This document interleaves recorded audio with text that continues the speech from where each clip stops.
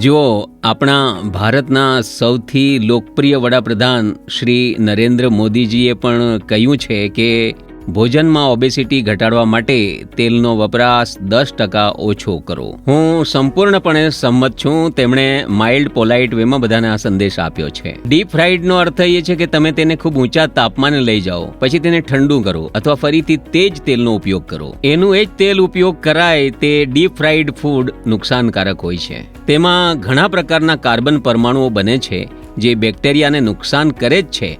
એટલું જ નહીં, પણ તે કાર્સિનોજેનિક પણ હોઈ શકે છે. તેથી જે ડીપ ફ્રાઈડ છે તે બિલકુલ સારું નથી. તેનાથી તમારા અંદર જે ફૂડ પ્રોસેસિંગ વાળા બેક્ટેરિયા હોય તે બગડે છે. સારા બેક્ટેરિયાનો મતલબ એટલે કે સ્ટ્રોંગ આર્મી બનાવવા માટે, જેનાથી હા ભાઈ તે લાકડું પણ પચાવી દે, પથ્થર પણ પચાવી દે.